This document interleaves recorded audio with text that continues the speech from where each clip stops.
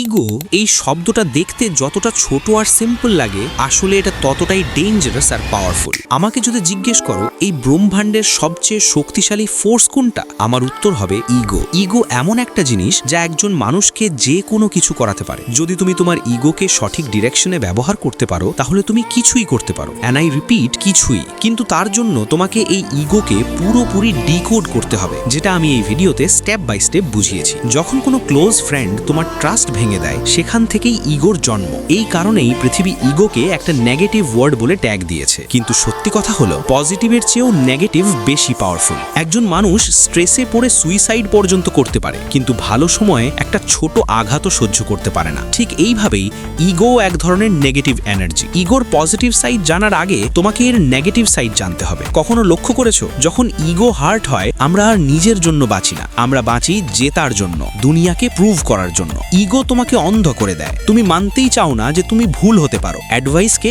Insult মনে হয়, একটা মেসেজ, একটা অ্যাপোলজি শুধু ইগোর কারণেই দেওয়া হয় না, আর এর ফল একটা রিলেশনশিপ, একটা চান্স, একটা অপরচুনিটি চুপচাপ আমাদের হাতছাড়া হয়ে যায়। সত্যটা হলো ইগো সাকসেসের চেয়ে বেশি ফেলিয়ার আনে। ইগো শেখার অধিকার কেড়ে নেয়। তোমার মনে হয় তুমি সব জানো, আর এই ভাবনাটাই ধীরে ধীরে তোমার জীবন নষ্ট করে দেয়। কিন্তু যেটা ধ্বংস করতে পারে সেটাই আবার গড়তেও পারে। যখন দুনিয়া তোমাকে ছোট করতে চায় তখন তোমার ইগো তোমাকে মনে করিয়ে দেয় আমি এতটা ছোট নই যতটা এরা ভাবছে। যখন সবাই বলে তুই পারবি না তখন ইগো বলে I know my value and I am not defined by anyone's words. Ego তোমাকে চ্যালেঞ্জ করে বেটার হওয়ার জন্য, কারণ তুমি চাও না কেউ তোমার থেকে এগিয়ে যাক। আর এই ইগোই প্রতিদিন তোমাকে পুশ করে শেখার জন্য, গ্রো করার জন্য, ফাইট করার জন্য। ইগো কন্ট্রোল করার মানে নিজেকে বোঝা, নিজের রিয়াকশন অবজার্ভ করা, আর প্রতিটা জেদের আগে একবার ভাবা আমি কি শিখছি নাকি শুধু শো অফ করছি। সবচেয়ে প্রথম স্টেপ হলো অ্যাকসেপ্টেন্স।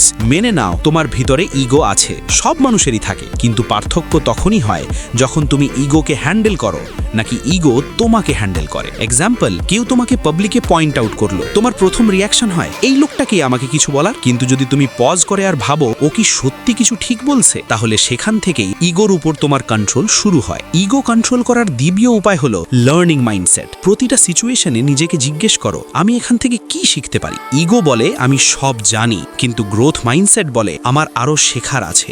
যতদিন তুমি শেখার জন্য ওপেন না হবে ইগো চুপি চুপি তোমার প্রগ্রেস শেষ করে দেবে। তৃতীয় রুল, ফিডব্যাক নিতে শেখো। যারা তোমাকে সত্যি কথা বলে তারা তোমার শত্রু না, তারা তোমার আসল মিরর। ওদের থেকে পালানো বন্ধ করো, ওদের থেকে শেখা শুরু করো। চতুর্থ স্টেপ, সাইলেন্স। কখনো কখনো চুপ থাকা সবচেয়ে বড় ইগো কন্ট্রোল। যখন তুমি প্রুভ করো না, জাস্টিফাই করো না, তখন তোমার অ্যাকশনসই কথা বলে, আর সেটাই তোমার স্ট্রেংথ হয়ে দাঁড়ায়। ইগোকে ভাঙার দরকার নেই, ওর ডিরেকশন বদলানোর দরকার। ইগোর সাথে লড়াই করলে তুমি ক্লান্ত হয়ে যাবে, কিন্তু যদি ওকে গাইড করতে শেখো তাহলে ইগোই তোমার এনার্জি হয়ে যাবে। এই ভিডিওতে আমরা শিখলাম ইগো তোমার সবচেয়ে বড় এনিমিও হতে পারে আর তোমার সবচেয়ে বড় পাওয়ারও হতে পারে। ফারাক শুধু একটাই, তুমি ইগোকে কন্ট্রোল করছো নাকি ইগো তোমাকে। জীবনের প্রতিটা জায়গায় ইগোর টেস্ট হবে, কখনো সাকসেস পেলে, কখনো ইনসাল্ট পেলে, কখনো যখন সব ভেঙে যাচ্ছে, আবার কখনো যখন সবকিছু অ্যাচিভ করে ফেলেছো। ইগোর নেগেটিভ সাইড বলে কেউ যেন আমাকে ছোট না করে, ইগোর পজিটিভ সাইড বলে আমি শেখার জন্য ঝুঁকতে পারি। চোখ বন্ধ করো আর ভাবো তোমার ইগো কি তোমাকে ওপরে তুলছে